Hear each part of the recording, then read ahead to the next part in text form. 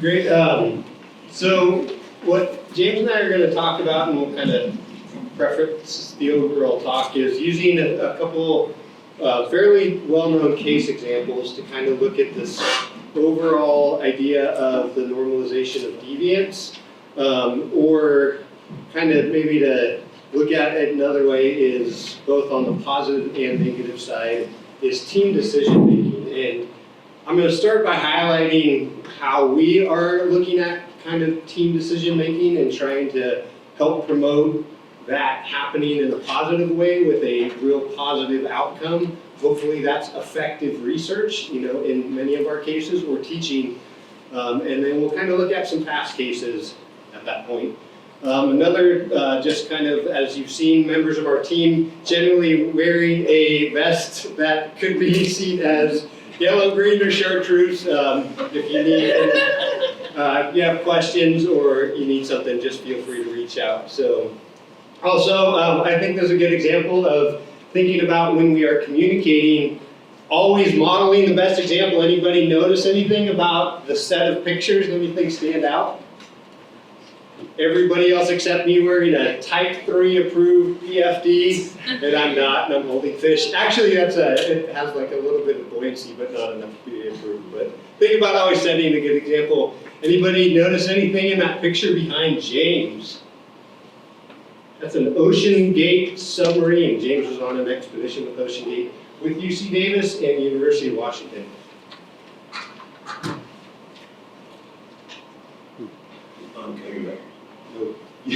Real quick, I do want to just take a quick moment to thank and acknowledge our team. So Greg Flutterman is our assistant boating diving safety officer and master boat technician, and really helped us change the game and improve the conditions for our fleet, and has been instrumental in our state of readiness. And then recently, we've been fortunate enough to bring on Abby Diaz, as I say it. Diaz, I say it, yeah. But Abby has been absolutely a jolt of just fresh, great energy, and is going to help us with our DEI initiatives in so many ways. And she brings her dive master qualifications and a lot of field experience working on the remote North Coast. So I just want to say welcome, Abby, and thank you guys. A lot of this couldn't be done in terms of the collaboration. We're based here, but we cover so much territory with UC Davis.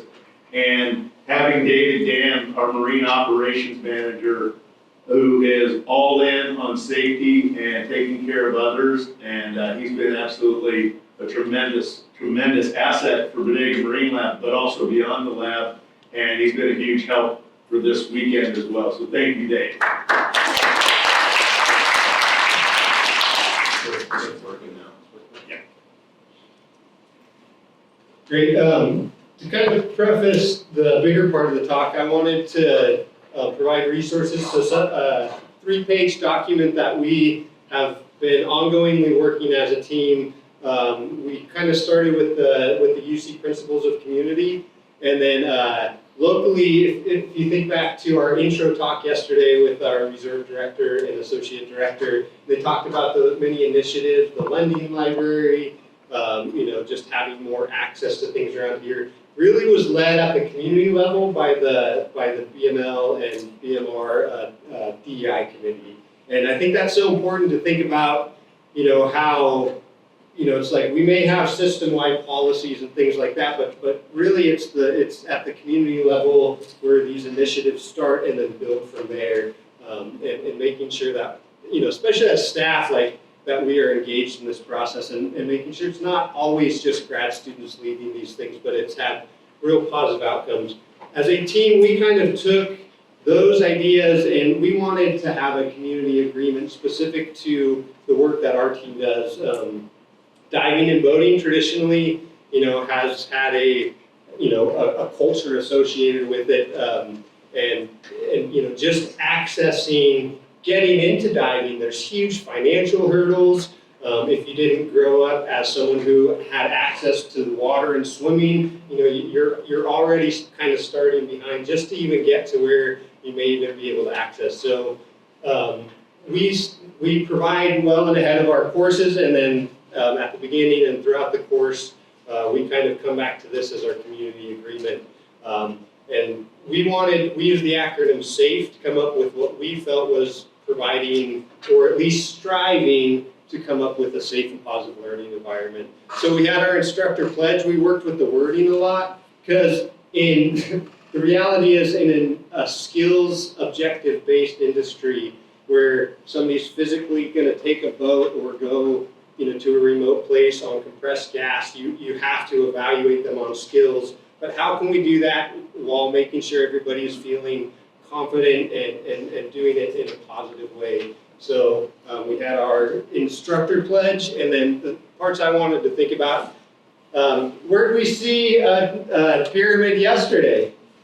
During our basic needs with Heather, right? So we took the Maslow hierarchy and we adapted it to what we felt was current. So we focused on other things, community, diversity, leadership skills, all build towards that esteem and hopefully can help us get towards the safe and positive environment. So we came up with categories that talk about what we feel like instructors should be bringing, and then what we think is important, and then we left room. And you can see actually we ran an emergency care course 3 weeks ago, and I got a really great response of, I want honor all questions on there. And now we've added honor all questions. So it's a work in progress, but I think it really is important in giving everybody a voice. That way we're thinking about team decisions and how, when we're out in the field and half the crew is seasick and we're still trying to get science done, people can speak up and not let things snowball, leading to an action, which unfortunately is kind of the second part of the talk, is thinking about when things do actually. I would say what's really important when we get to this part covering is the introduction of our courses is we make sure everybody knows they can add to this list. This is their list as a community. And so this list grows with community involvement, engagement. And I also want to just mention, Abby printed up copies for if people want copies. And then also we can make the electronic form of this document available to share with the group as well. Then it's also really important to create expectations for the group in a timely manner. So while we have the course, and this applies to our boating courses, diving courses, emergency care, or all sorts of aspects, especially field research. But if you're not rested, if you don't know the schedule and you're not mentally prepared, those core needs. I imagine with 70-something people going into a small dining hall, trying to get breakfast and lunch made at the same time, trying to think about how you got to get up here for the first lecture. We probably felt that even as field leaders on a day like today. I know I felt it when I walked into the dining hall. I'm like, okay. So just always be thinking about how that can affect, the course and then the outcome. So just as something, but yeah, as James said, we can do that. Thinking about preparing your gear, being flexible. And then what I kind of wanted to make sure we hit on was this, providing the opportunity and the ongoing part of this, self and team assessment, and being able to actually communicate in that and having a route to do that. And that's going to affect overall these outcomes, and people in general not being able to speak up or being provided the opportunity to speak up often, is we can kind of look back, like during the PI panel, I'm going to not get the wording correctly, but this idea, culture being the biggest predictor of accidents and incidents, like that really was like, what? Yep. Yeah. If you were doing the cold water boot camp, here's some things we're going to think about, an idea of knowing the schedule, knowing the expectation. We're going to think about what happens when it actually hits the fan. What are we going to do about being in a marine environment, specifically firing and flooding?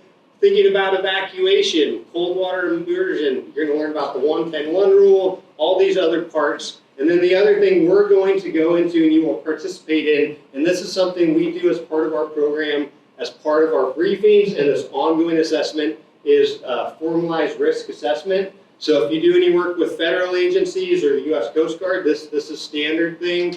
academia is like, ooh, formalized risk management, I don't know about that one.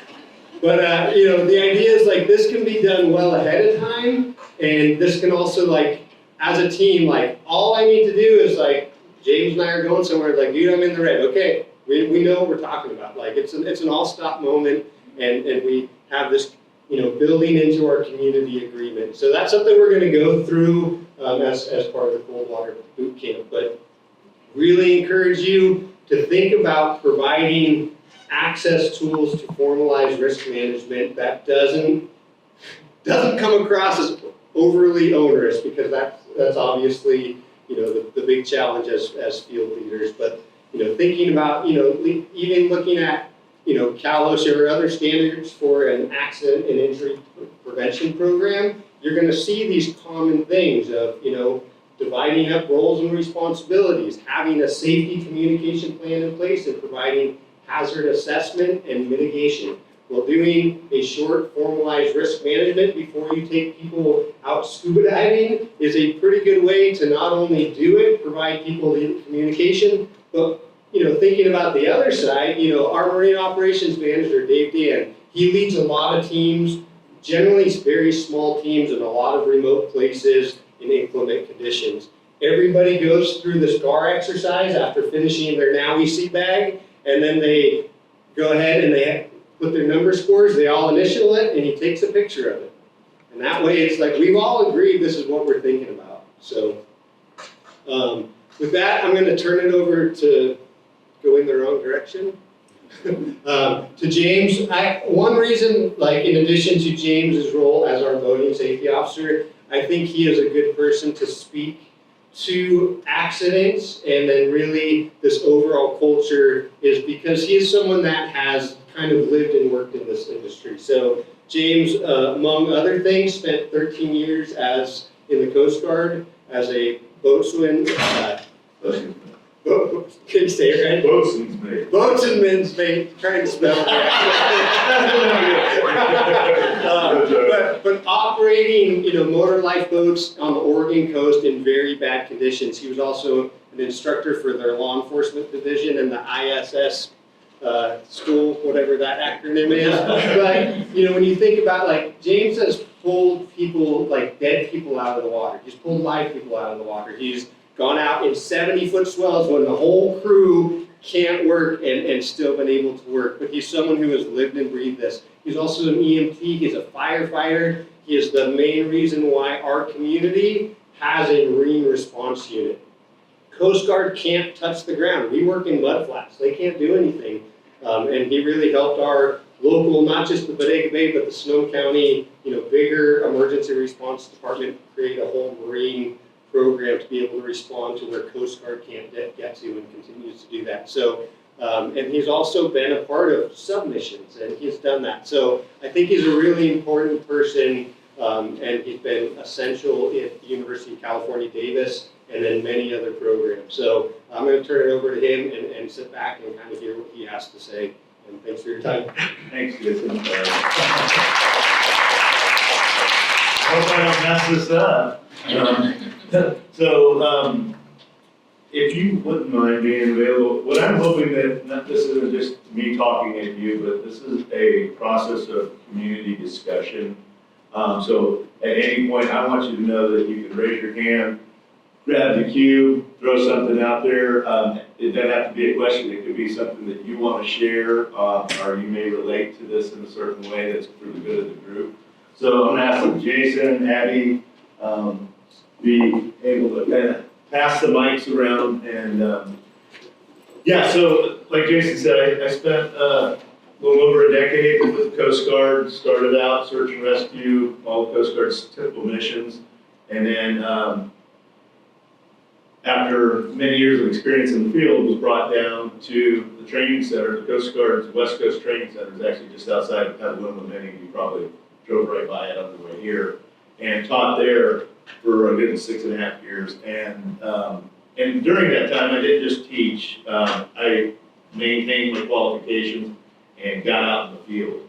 And so I think that was that adds a lot of relevance, and it kept me fresh and engaged with the people that I was trying to support in the instructional environment. Before we get into this, I'd like to just set a little ground rules community agreement. We're going to talk about some situations that didn't end up well.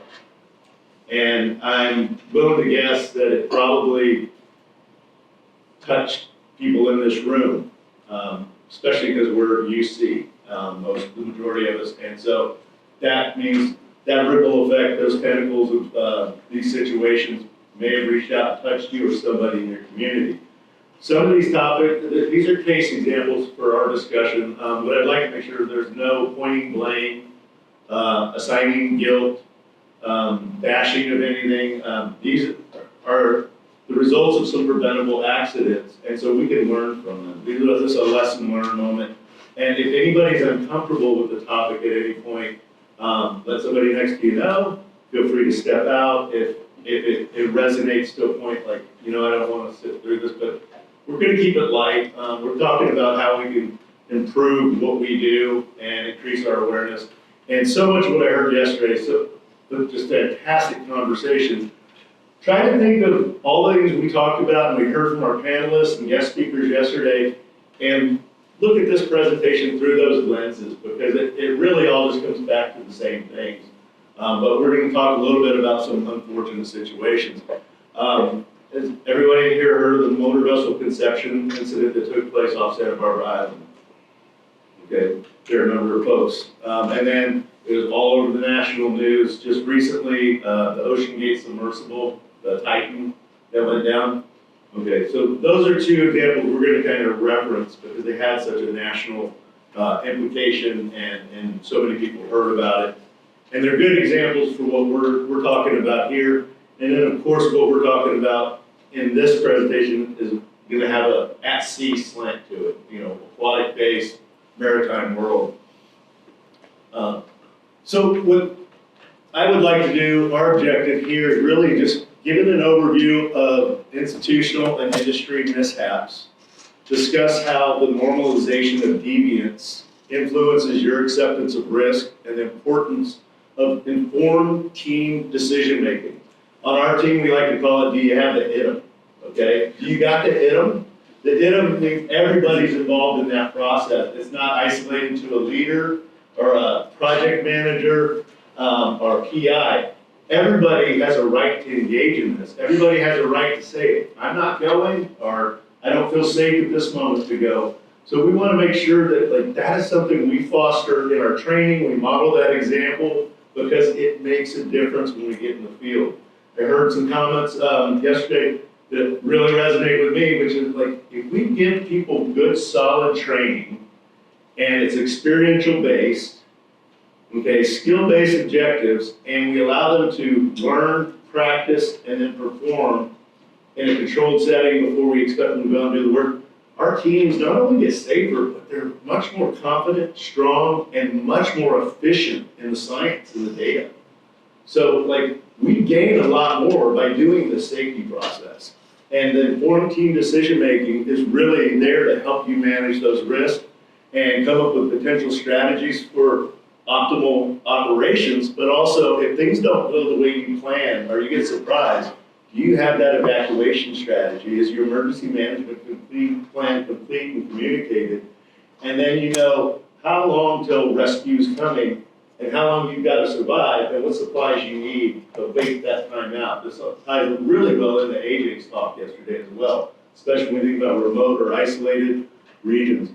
And so we're going to reference some of the UC mishaps briefly, talk about the conception and the Titan, but how many people have heard of the normalization of deviance?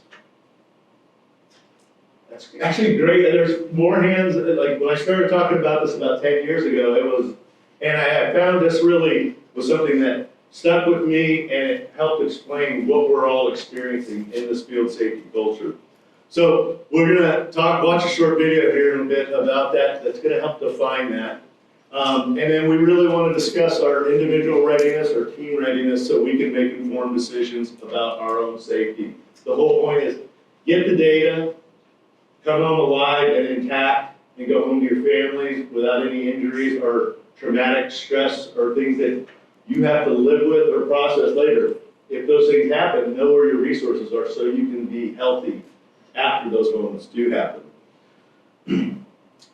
So starting, I would like to just mention briefly, the reason I'm here today is because when I left the Coast Guard, transitioned out, started teaching in corporate America, hated it, and started volunteering here at the lab. This was shortly after the Coast Guard had concluded their investigation on UC Davis, because we had a boating accident in the Sea of Cortez back in 2000, where the professor and 4 students perished at sea. This was a preventable boating accident.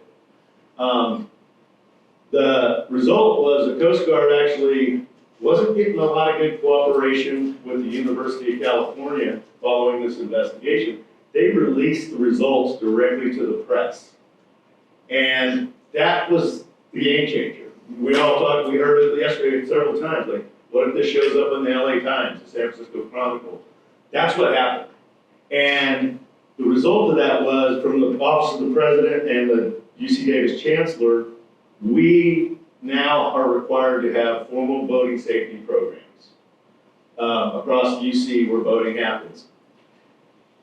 Here over the last several years, we've also lost a diver at UCSB, and we also lost a diver from UC Santa Cruz. These incidents directly impact me because I know the lab the PI and other grad students in that Santa Cruz one, and I felt what they felt through their sharing of their experience. I knew the diver from the UCSB and his family. And we've had a couple of close calls where we've almost lost some Davis folks. And fortunately, the safety management system we put in place was part of making sure that wasn't a fatality in those close call situations. So we're making a difference. And I also want to speak to the diving safety and boating safety have been afforded full-time FTEs to help manage this. We were just, Jason and I, managing a huge program. Now we're 4 strong. But that took over a decade of advocacy, beating the door down at the Vice Chancellor's office, talking to Safety Services, the Vice Chancellor. And so back, I think it was Gretchen had mentioned, like, it takes time, be persistent, organize, get data, communicate. That has helped us change the game. And so don't get fatigued. Keep going. You're all doing a great job, and you're making a difference. So we're going to talk. Jason and I have been through these mishap and accident reports and investigations. So as you have questions, we can speak to these directly. If you have questions directly about these, in here or offline, feel free to check in with us. But what I want you to look at also while we're going through this is, what are the common threads with these accidents, but also not just in the UC world, but within the industry itself. And I think you'll see those links as we move on. I put this picture up. This is on the bow of the motor vessel Conception. And this is a great example when I arrived of like how boat and dive offs were happening simultaneously. You see 2 people barefooted up at the anchor chain straddling a line at the bow.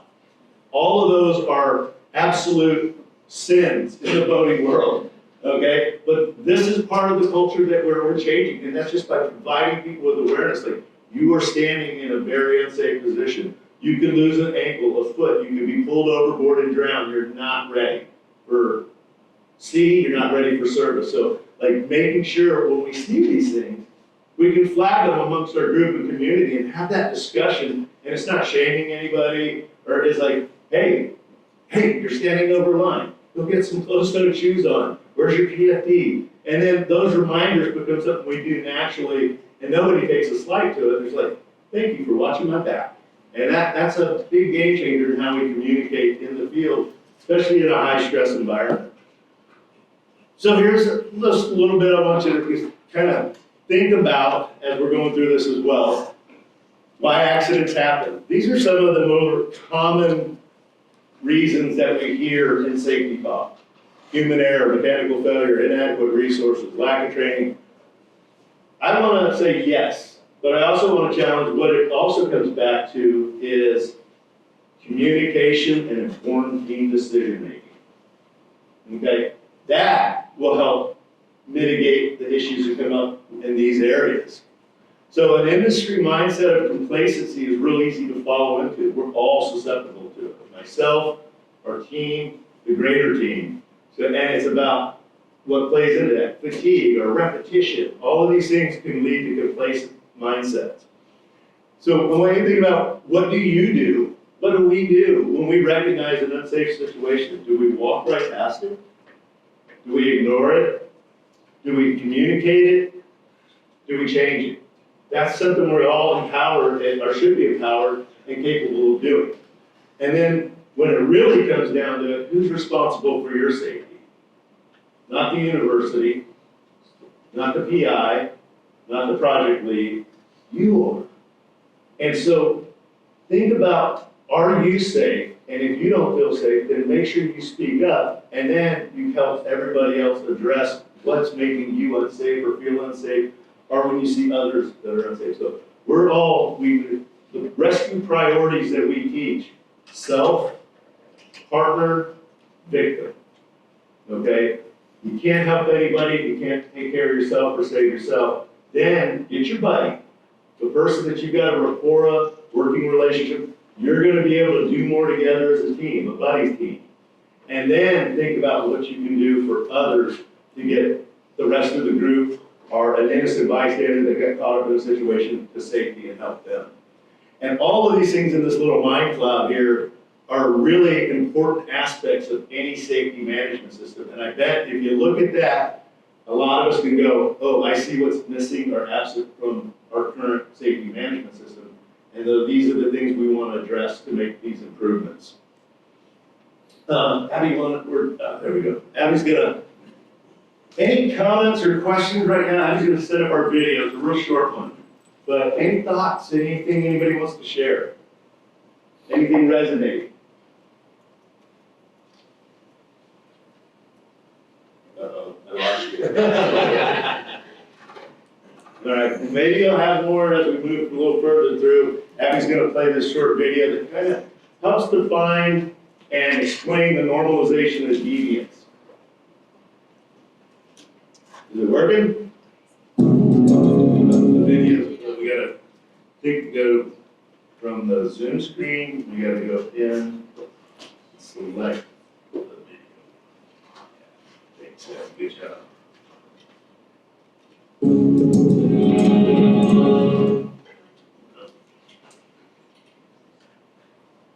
So, while they're doing that, I'll just say, if you are doing the cold water survival workshop later, there's going to be a break after the navigation and drone thing, and change out as much as possible at the end of that break, so you come to that workshop already changed out. So we'll have a bit of time to do final things, but if there is a workshop time to fully change out, you won't have much time to actually do the skills. So change out to wetsuits, yeah. Yeah. All right. Yeah.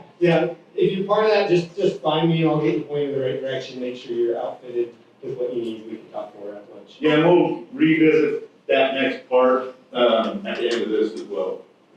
So this is astronaut Mike Mullins speaking about the normalization of deviance. We kind of coined the phrase and immediately related it to the Space Shuttle Challenger loss that happened.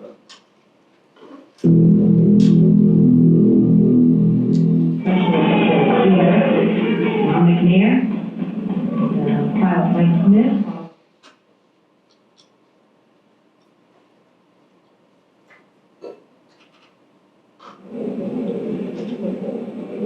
Mike Smith shaking hands with the closeout crew, which has assisted him in getting ready. T-minus 15 seconds. T-minus 10, 9, 8, 7, 6. We have main engine start. 4, 3, 2, 1, and liftoff. Liftoff of the 25th Space Shuttle mission, and it has cleared the tower.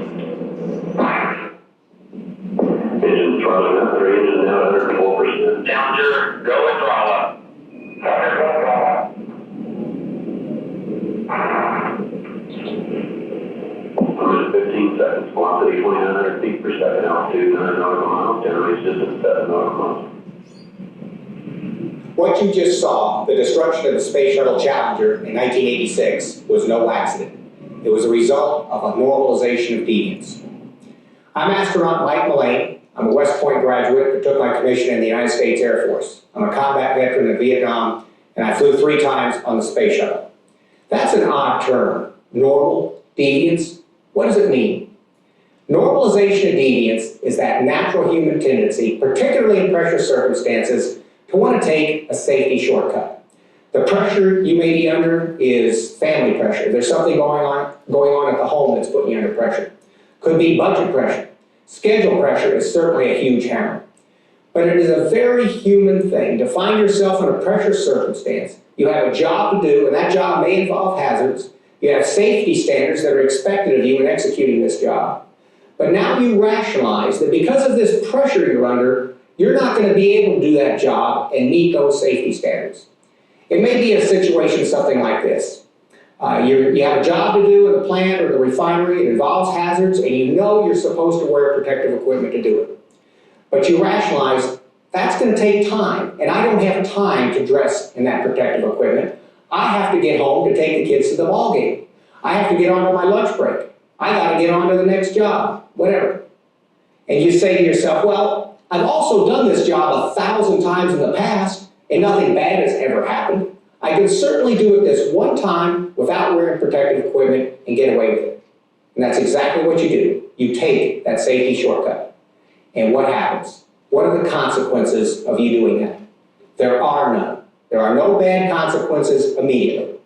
What happens? You get the job done, you're not injured, the boss doesn't call and scream at you, you get on to your lunch break, you get on to the next job, you get home to take the kids to the ball game, whatever. There's a happy outcome all around. What's that going to do? It's going to start forming this false feedback in your brain. The absence of something bad happening when I took this safety shortcut means it was safe to do so.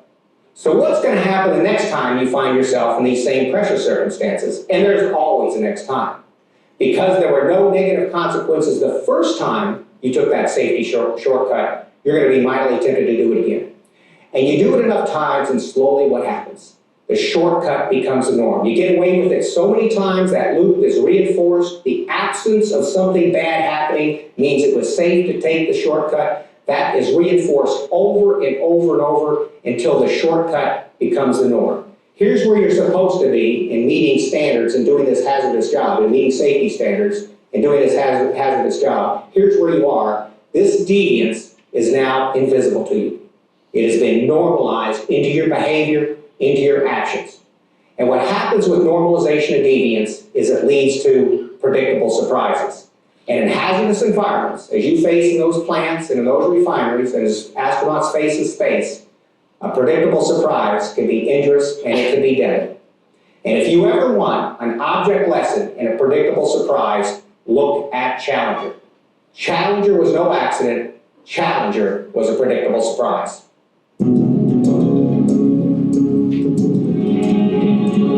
That makes sense. And can you kind of? Drinking coffee every day didn't work for me, but I couldn't figure out why until.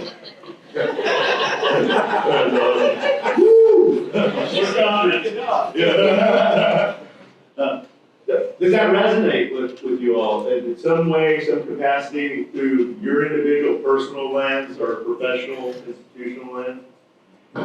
And when I look back, when I first came on board with the university and started working in academia here, and I started getting out in the field, meeting with the scientists and taking a look at our fleet of boats and getting involved in the operation.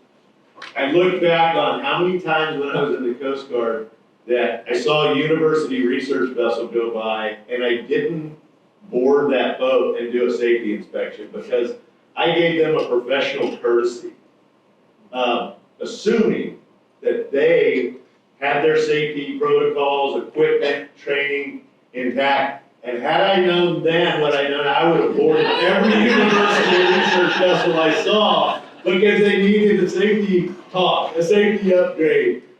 They needed a ticket to take something and say, look, we need to do better, right? And so I got my second chance, but through education and prevention efforts.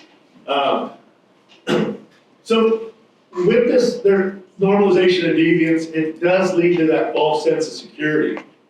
And also what can happen is we start to normalize risk. And that's that gap that he was talking about where a preventable accident becomes a predictable surprise. And that's what happened to us in the Sea of Cortez. That's what happened to us in the university diving accidents. The result, hopefully, is more training, higher standards, and as a result, thankfully, the American Academy of Underwater Sciences provided a UC-wide safety audit for the dive programs, which led to a lot of improvements and changes, and we're still making those improvements and changes. But encourage those audits, encourage folks to look in and see what we're doing and get that external advice because we have normalized this deviance within our institutions. And we want to course correct at this point. And you get the spiral over here kind of just illustrates where normal is, but then through that exact process that Mike Mullane described, this is where we end up until we end up with a really serious near miss, tearing up equipment, or even worse, hurting people or having fatalities. And unfortunately, sometimes in the industry, folks wait until there's a fatality to make those changes. And what you're all doing here is not procrastinating. You're here to prevent those and make those changes before we have an incident, an accident, or a fatality.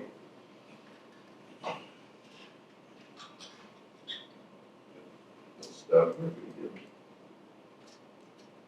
Oh, it's frozen up.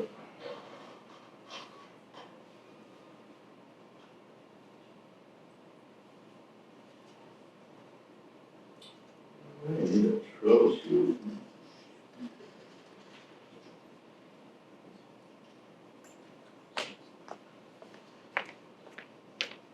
Okay.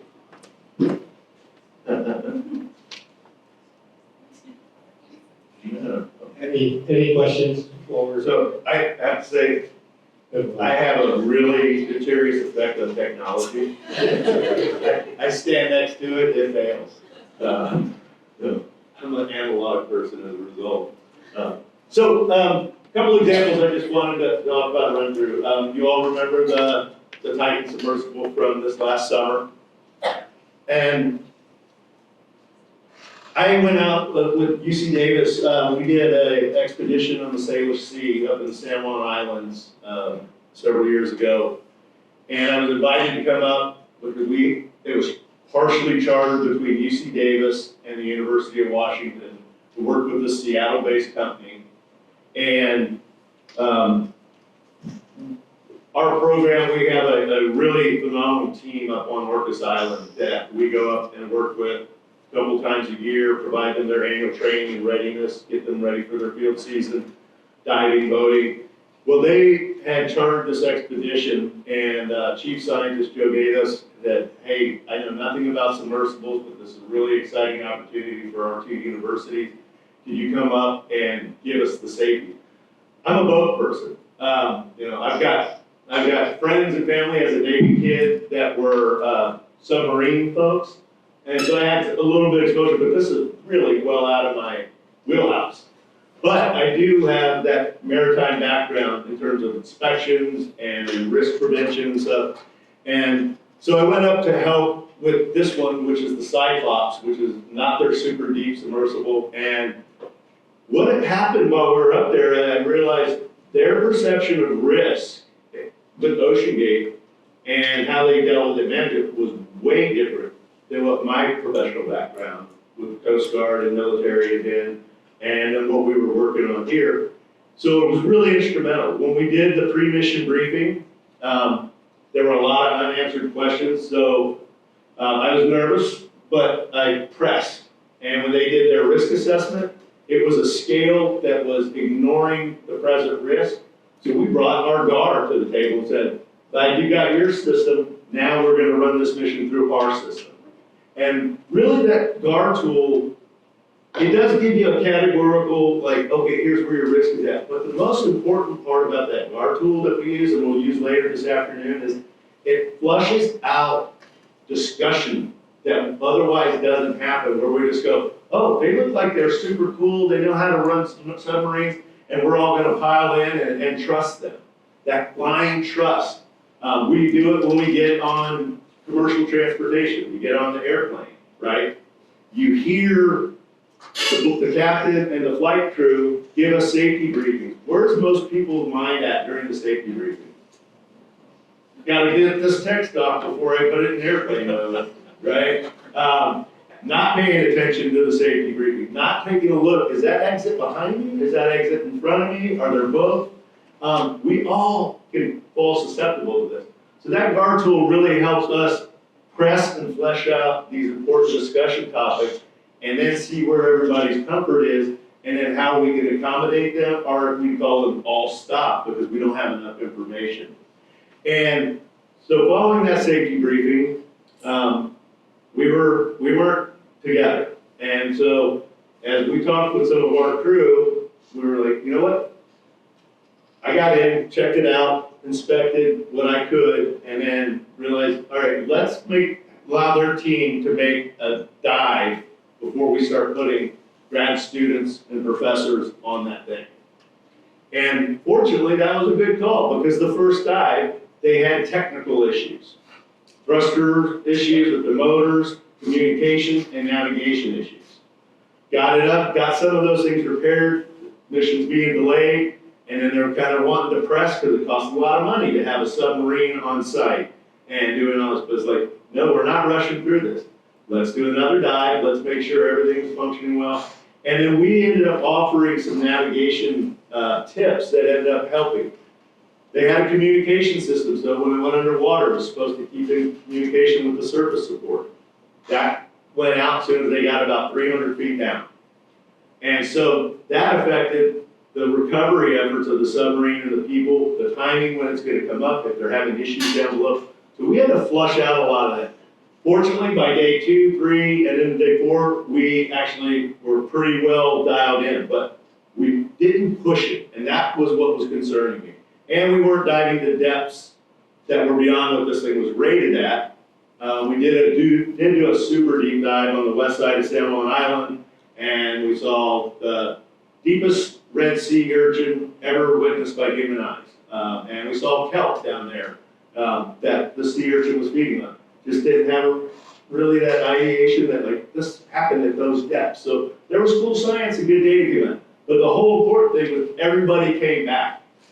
And we had a professor from Moss Landing, retired professor from Moss Landing, and he gave some real introspection on some of the things that were going on inside the sub, technical issues, and that helped understand what we needed to address before we kept diving and before we did that deep dive. So, but the GAR is what we kept going back to and flushed out these discussions. So I hope when you guys get more exposure to that a little bit later, as we talk about it, you may find that as a useful tool you can put in your toolkit. Any questions or? All right. So the one thing I'll say is the month before that, I happened to go on another submarine mission. That was called up at the last minute to go up to our group up in Tahoe. And they're like, we got submarines coming in with citizen scientists, and lab manager's like, I want nothing to do with this. I'm going on vacation. James, can you come help out with my team? And I'm like, absolutely, let's see what we can do, decide if it's a go or no go. And so this is the Necton Gamma. This was actually Jacques Cousteau's, and now it's owned by a private individual up in Canada. But we went and we did a 3-day submersible exploration at Tahoe, and I applied that same process. And like I said, this happened before I went up to do the Cyclops work, and that same process, because now we're working with civilians, right? This is his hobby, to go get his submarine, drive it, put it out in the lake up in Canada with his lunch. There's his lunch pail. and sit and eat a sandwich and watch the fish and then come home to his wife. And he's like, yeah, my wife's usually pretty freaked out until I get home or I call. And I'm like, yeah, you just go out and do this all by yourself. But so we did test dives, we had a couple other submersibles. But the one thing is, on these, what's similar about this and the Challenger is, once you're underwater or once you're shot up with a rocket, basically you may be beyond safety. So same thing with the Titan situation. There's a point when you accept a certain level of risk, you know that I may not be able to come back, no one may be able to save me, and you kind of have to sign off on that. In this situation, the person's story, we did all the dives, everything was good, and Hank says, he's like, hey James, I know you're a big Jacques Cousteau fan. And I'm like, yeah, I met him twice as a kid, and that was my hero. And he's like, you want to sit in Jacques Cousteau's seat? This is the original seat. You want to go for a dive? You got enough oxygen left. And I'm like, I'm the safety officer. And so I'm like, okay, I got one of my Tahoe boat captains there, like, okay, you got everything on deck? You seen how the things have been playing out? I'm like, I'm going to go for a dive on this. It's like a dream. And we get down to the bottom of Emerald Bay. Wonderful experience, let me kind of pilot the thing around and stuff, and then hand it back to him. And he's maneuvering, and then all of a sudden, boom, we hit something behind us. And I had that, oh, crap. I was like, you messing with me? He's like, no, that wasn't good. And I'm like, okay, I'm the safety officer at the bottom of the lake with this dude who I just met a couple of days ago, and my wife has no idea I'm down here. And like all the things started running through my head. Like, I may be beyond safety, like, how long is it gonna take to get the military, who's the only ones that are potentially probably gonna be able to help us at this point, to the bottom of Emerald Bay to try to pull us up? Now, of course, there were some things, we knew we could shear the tail thruster, we had oxygen scrubbers, so give us some extra time if we were stuck. But I had that moment, like, dude, you just on a whim, like, change your hat to, underwater, like, the tourists. And how's this gonna play out if it don't work good? So, yeah, think about how we can find ourselves in these situations where it's like, uh-oh, now I'm here, how do I get out of this? So, there's just some comments following the Ocean Gate Titan incident. The thing here that I think is important, having met Stockton Rush, his wife, his team, worked with them. When they said they were going to do the Titan mission, after my experience with this one, I did have reservations, like, that is deep. And they're like, oh, we're building this one in the Bahamas.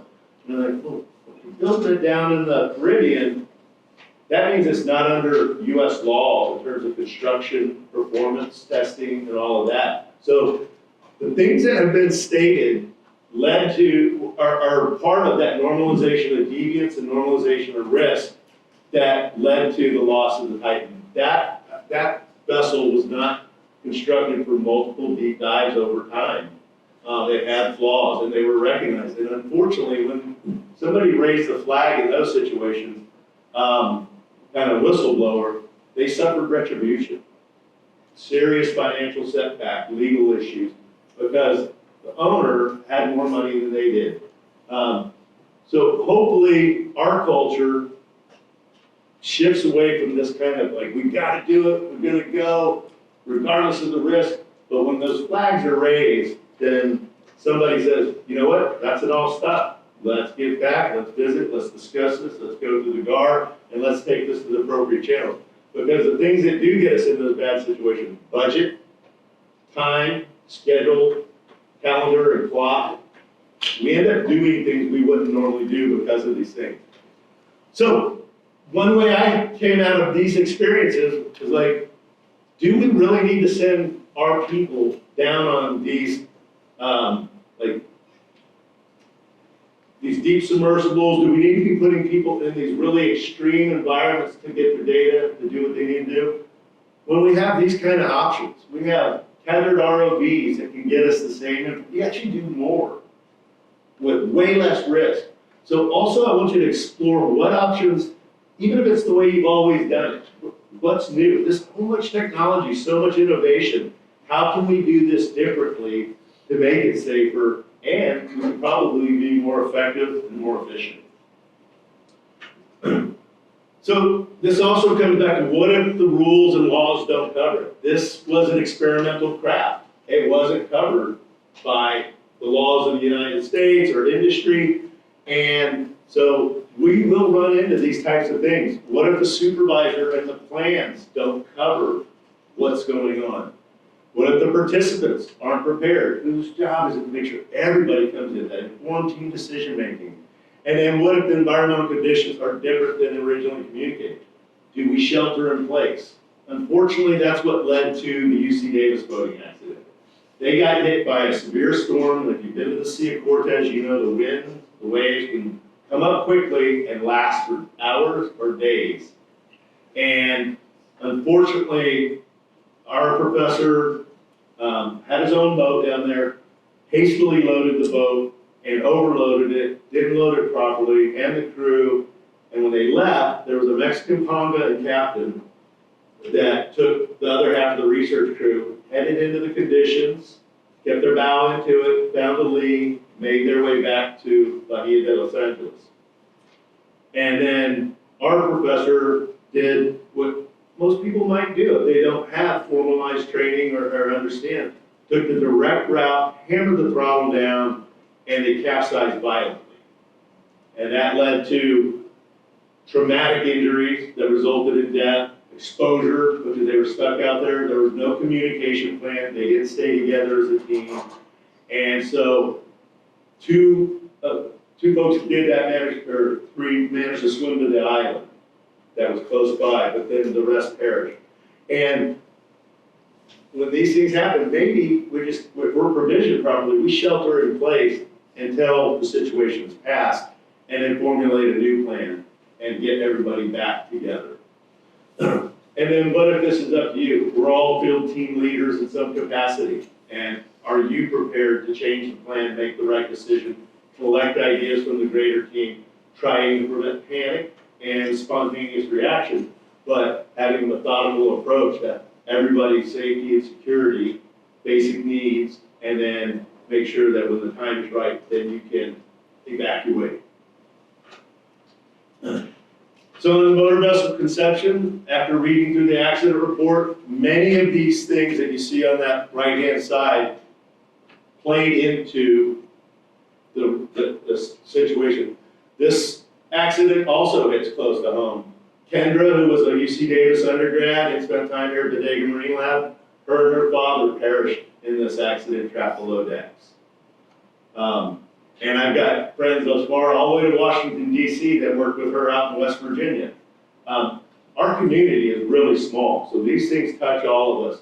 So what we're doing is also serving our greater community by keeping each other safe and well, or making sure we have means to help each other if the situation changes. But all of these kind of things, what's career fear? Anybody heard that term? Anybody? Yeah, not failing to participate will slow down your advancement. Right.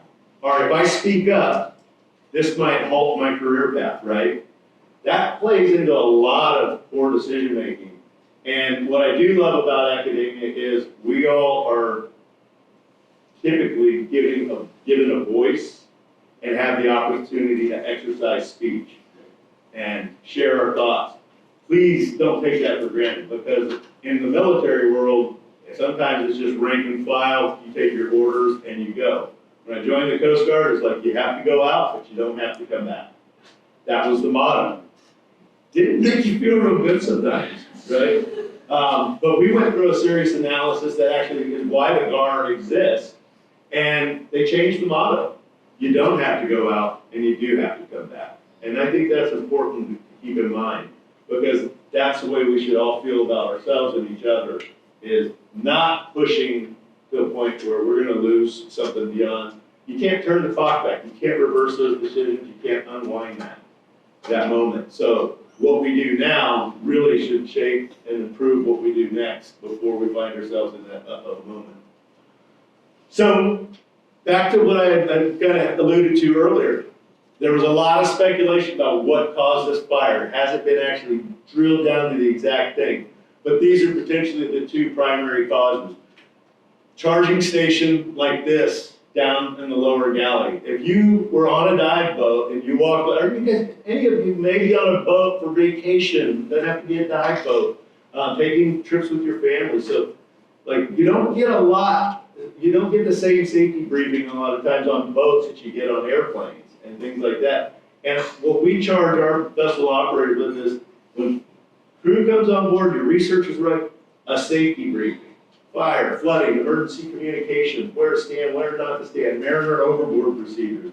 So make sure that we're doing these things in all of our field work. And if you see something like that, you want someone to speak up. That could have been the cause of a fire, and there was a fire on one of these sister ships at Truth Aquatics at a charging port, just like this. And then there's old T-boat standards, new T-boat standards. This conception was actually under the old T-boat standards rules, so it actually passed inspection. But talking with Coast Guard inspectors since the incident, they're like, yeah, we're actually changing those old standards regardless of the date of the boat, because we gotta prevent this kind of stuff. Because even if someone passes, we could still have another conception. So this is shaping the entire maritime industry. It's actually influenced and affected insurance rates across the maritime industry. It's had huge repercussions.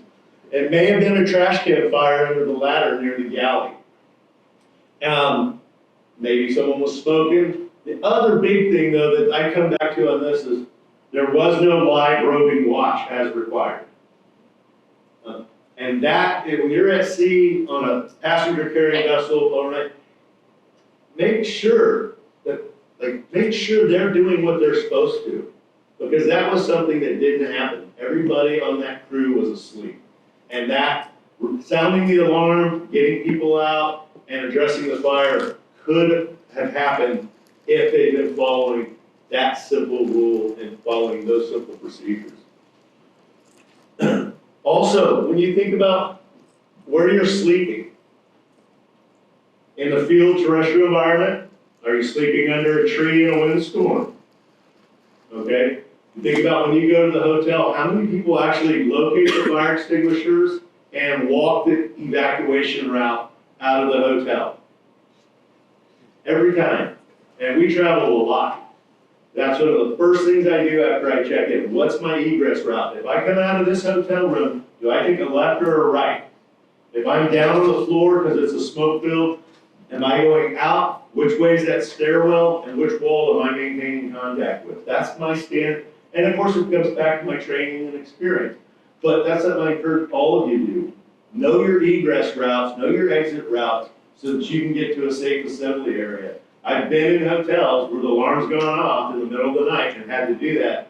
And it's nice knowing when you wake up, you're prepared. I can grab wallet, cell phone, keys, and I'm out, okay? So if you were in this situation and they signed you one of these bunks right here, like that's tight quarters for 30 plus people. And then you realize this is the escape hatch that comes out right here for all 30 people down there that are sleeping. How accessible is that? No. Here's where it comes out, right in the galley. And then, of course, there was a forward escape hatch that comes out of the berthing area, and it was also partially blocked. And it's not uncommon for the forward escape hatch for people to put gear and stow stuff on it, and then nobody addresses it. So if you're on a boat, if you're doing boating research, the boat's the transportation, and you're doing terrestrial research, we want you thinking about these things. How can I get out? How can I save myself, save my partner, and maybe save others? The other thing that's really important, always factor in your field safety plans, time until rescue. I think AJ really hit on this beautifully yesterday. This should be an important part of your risk assessment and your field safety plan. Where we're at, what's our time until rescue? So these are a couple things when we talked about that list earlier that led to these preventable accidents happening. These are some of the human behaviors and causing factors that we do as human beings to normalize risk or normalize this normalization of deviance. And it's really important to know we're all susceptible to these behaviors and mindsets throughout time, over our different experiences, and it can change day to day based on what's going on in life. You know, I know if I've got super heavy deadlines and a lot going on, and then I get a call from my son or daughter, like, hey, Dad, you know, this is happening.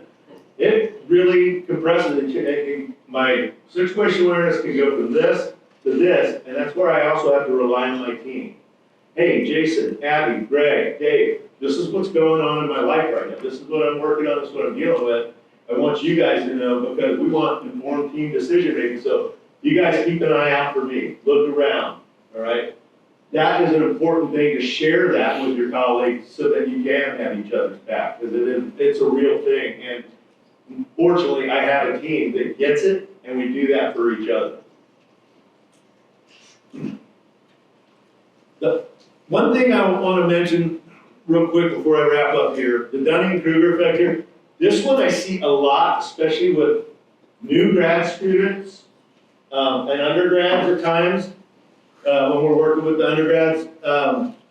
And it's really, it raises my guard. My guard's always running, and my guard goes up when I see new people with low confidence because they haven't had the training or experience, and they tend to overestimate their abilities. And trying to rein that back in a way that's productive so that we need to get you here, and I appreciate your ambition and your excitement and your enthusiasm, but let's slow the roll, let's get you ready, because that can happen really, really quick. The other thing I want to mention is, since coming on board, I had a lot of resistance with even getting a voting safety policy in place. It took me 8 years. And it's because we ran into some very senior faculty that didn't want something that governed them in the voting world. Okay, it interfered with academic freedom. We've made a lot of headway. And one thing I have to say is our new faculty, we've had senior faculty come on board, and that's been a game changer. But then having this new faculty push come through, we're getting so much field safety requests and support. And so I think there is a generational culture thing that's happening as we speak that is really good and positive. So I think hang your hat on that and thank your new junior and faculty and get them on board and help support them because they do have a lot of pressure and added responsibility.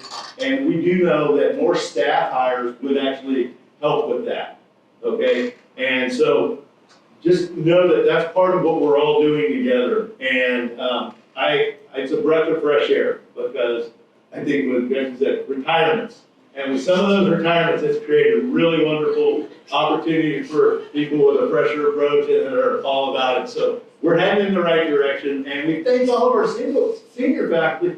They busted down barriers, okay? They were cutting trails, and in the marine science world, there's not a lot of money like in the medical research field. So they were doing so much with so little. And that's what helped us get here. So like appreciate that lineage and that history because it's real and it matters. There's so many good people that want to do the right thing. So remember, what about the what ifs? What if the rules and laws don't prevent it? Supervisor plans don't cover it, what if other participants are prepared? But are you ready? Okay, and so that's a little bit what we're gonna do this afternoon in the Cold Water Boot Camp Cold Water Survival Workshop is just talk about some of those things so that if you don't have to be a boating researcher, aquatic researcher, but you may be on a boat. And if so, we want you to think about some of the things that, so you don't end up in the headlines in the wrong way at some place while you're out on a vacation with the family or whatever it might be. So prepare you for aquatic survival is a little bit what it's about, and that's what we're gonna get into this afternoon. And we're gonna do a GAR over there. We're gonna be in the boating safety classroom. After the NAVCOM exercise, if you brought a wetsuit and you're changing into that, maybe have that up to your waist, have a hoodie on or something, wear that over. That's gonna reduce that change out transition time. If you're going in with your clothes on, we have immersion suits, fully protective for folks, but then we have the opportunity to get into a Mustang suit, which will soak through and get wet and your clothes underneath, but it provides warmth and buoyancy. For folks that are in wetsuits, we've got PFDs. So everyone's going to be wearing flotation. And if you're coming to participate in that, just dress for success. And if you have questions about how to dress or when to do the change out, find any one of our team. We're glad to help you out with that, answer those questions, and make sure you're ready for that exercise this afternoon. And I just want to say thank you all for being here. Thanks for the passion you bring to this. Keep the conversation flowing because you're making a huge difference, and I appreciate y'all.